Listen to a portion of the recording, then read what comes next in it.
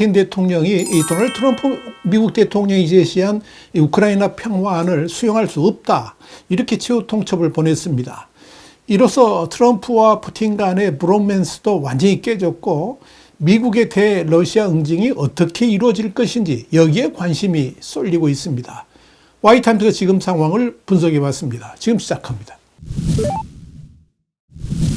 영국의 더 타임스는 현지 시간으로 2일자 지면을 통해서 러시아가 우크라이나 평화를 위한 백악관의 제안을 수용할 수 없다고 선언하면서 트럼프 대통령과 갈등을 빚고 있다면서 러시아의 성명은 트럼프가 푸틴이 유혈 사태를 멈추기 위한 협정에 동의하지 않으면 러시아의 에너지 수출에 2차 관세를 부과하겠다고 위협한 직후에 나왔다, 이렇게 보도했습니다. 러시아의 세르게이 라브코프 외무부 차관은 우리는 트럼프로부터 우크라이나 전쟁을 끝내라는 연락을 받지 못했다면서 미국이 진정으로 전쟁을 끝내기를 원한다며 먼저 전쟁을 마무리할 수 있도록 러시아의 주요 요구, 곧 이번 갈등의 근본 원인과 관련된 문제를 우선적으로 해결해 주어야만 할 것이다, 이렇게 짚었습니다.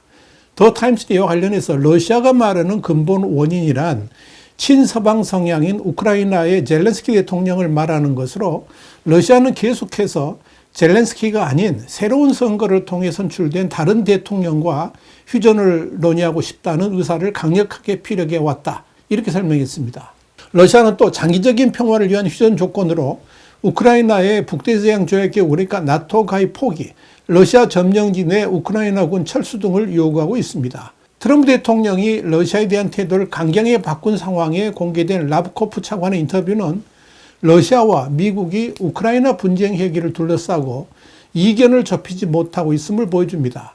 러시아는 지난달 미국과 우크라이나가 제안한 30일간 휴전안을 사실상 거부한 뒤 추가 협상을 거쳐서 30일간 에너지 시설에 대한 공격을 중단하는 것에만 동의를 했습니다. 흑해 내에 휴전에도 합의를 했지만 관련 제재를 먼저 해제해야 한다는 조건을 내걸었습니다.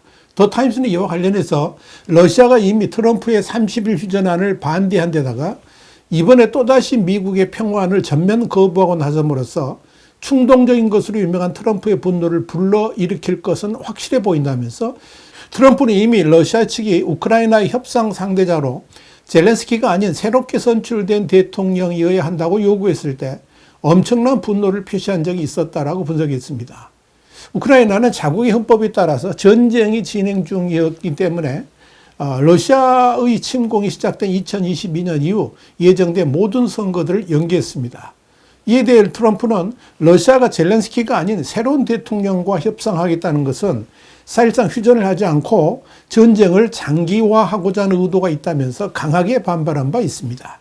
러시아가 이렇게 강경 모드로 전환하는 데는 중국의 외교적 물밑 교섭도 상당 부분 작용한 것으로 보입니다. 이는 그 백악관이 러시아를 우호적 관계로 만들면서 중국과 러시아 간의 틈새를 벌려보겠다는 의도가 상당히 틀어졌다는 것을 뜻합니다. 이와 관련해 러시아를 공식 방문 중인 왕이 중국 외교부장과 세르게이 라브로프 러시아 외무장관이 현지 시간으로 1일 우크라이나 문제 등을 논의했습니다.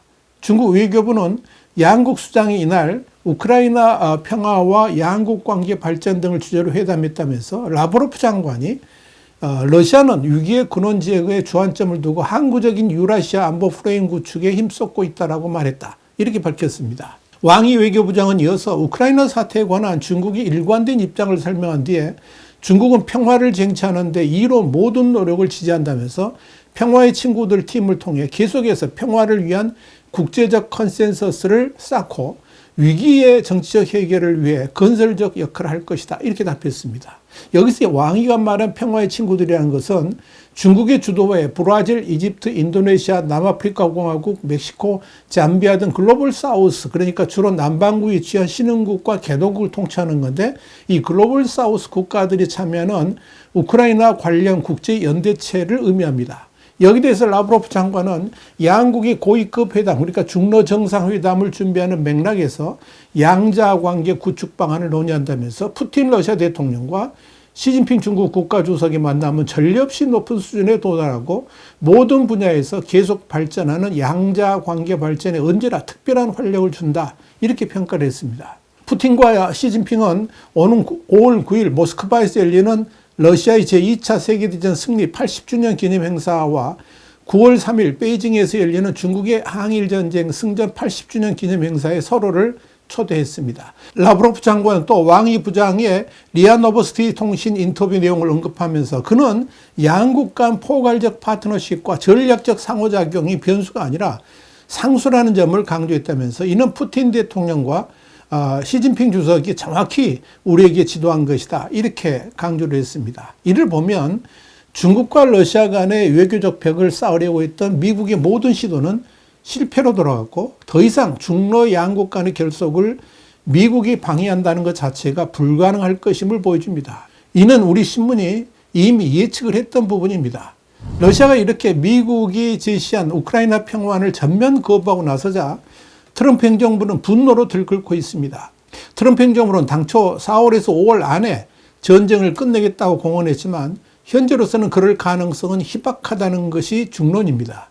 이와 관련해 로이터 통신은 현지 시간 1일 트럼프 행정부의 고위직들이 최근 며칠간 우크라이나와 러시아 휴전을 압박하기 위한 새 계획 수립을 논의해왔다면서 논의에 참여한 이들은 앞으로 몇 달 안에 우크라이나 평화협정이 성사될 가능성이 크지 않다는 점에 대체로 공감대를 이룬 것으로 보인다라고 전했습니다. 상황이 이렇게 변하면서 트럼프 행정부 내에서는 비난의 대상이 우크라이나에서 러시아로 바뀌는 기류도 확연히 감지됩니다. 로이터 통신은 트럼프가 푸틴을 신뢰하면서 그가 평화에 헌신하고자 한다고 믿었지만 최근 백악관에서는 푸틴의 의도를 두고 경계의 시선이 점차 커지고 있다고 전했습니다. 그동안 트럼프 행정부는 전쟁 당사국인 우크라이나를 제쳐두고 침략국인 러시아와 직접 대화를 진행하면서 우크라이나의 자국과의 광물 협정 체계를 압박했고 이런 태도는 우크라이나 측의 거센 반발을 불러일으켰습니다. 여기에 대해서 미국 정부는 오히려 우크라이나를 비난하면서 러시아에 더 밀착하는 모습을 보여온 것이 사실입니다.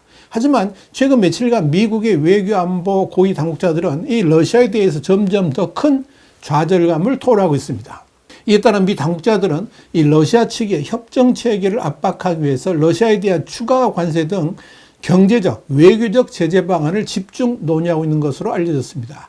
여기에 대해서 제임스 휴잇 백악관 국가안전보장회의 그러니까 NSC 대변인은 협상과 관련해서 러시아 정부에 깊은 좌절감이 있다면서 트럼프 대통령은 러시아가 이 갈등을 평화적으로 해결하는데 진지하게 임하지 않는다면 러시아산 석유에 2차 제재를 부과하는 방안을 검토한다는 점을 명확히 했다라고 말했습니다.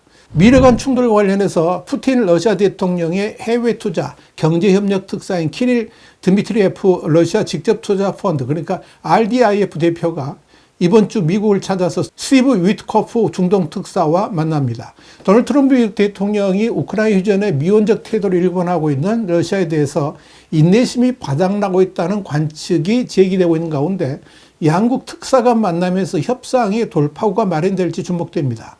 CNN은 현지 시간 1일 미국 당국자 등 복수의 소식통을 인용해서 드미트리에프 특사가 양국 관계 강화를 논의하기 위해서 이번 주 워싱턴을 찾을 계획이라면서 러시아가 2022년 우크라이나를 침공한 이후 러시아 고위 관계자가 미국을 찾는 것은 이번이 처음이다. 이렇게 보도했습니다. CNN에 이어서 드미트리에프 특사는 과거 조 바이든 정부 시절 우크라이나 침공과 관련해서 미국의 제재 대상이 오른 만큼 미국 정부는 이번 방문을 위한 비자 발급을 위해 그에 대한 제재를 일시적으로 해제할 것으로 보인다라고 밝혔습니다.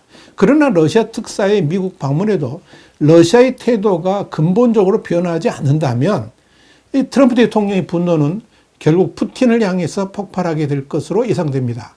때마침 미국의 상원에서도 강력한 대러시아 제재를 의결하고 나서면서 분위기를 잡고 있습니다. 영국의 가디언은 2일 미국 상원의 절반인 공화당 25명과 민주당 25명이 희귀한 양당 합의로 러시아에 강력 제재를 부과할 것을 제안했다면서 러시아에 대한 제재는 러시아의 석유, 가스, 우라늄 및 기타 제품을 구매하는 국가에 관세를 부과해야 한다. 이렇게 요구했습니다. 이 결의안에 이어서 미국 상원의 지배적인 견해는 러시아가 침략자이며 이 끔찍한 전쟁과 푸틴의 침략은 지금 당장 종식되어야 하고 미래에 억제되어야 한다는 것이라 이렇게 제안했습니다. 이 결의안은 곧 하원에서도 논의될 것으로 보입니다.